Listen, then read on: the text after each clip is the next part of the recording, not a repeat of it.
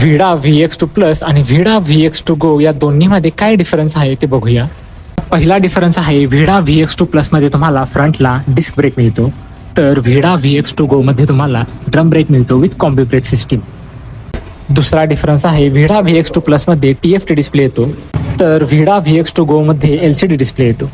तिसरा डिफरन्स आहे व्हिडा VX2 प्लसमध्ये तुम्हाला इको, राईड आणि स्पोर्ट असे 3 रायडिंग मोड्स मिळतात.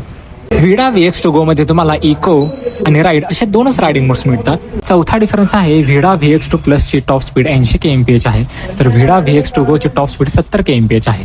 लुक वाईज दोन्हीमध्ये कोणताही डिफरन्स येत नाही. दोन्हीमध्ये पण तुम्हाला LED DRL येतात, LED हेडलाईट सेटअप आहे, मागे तुम्हाला LED मध्ये टेल लाईट येते.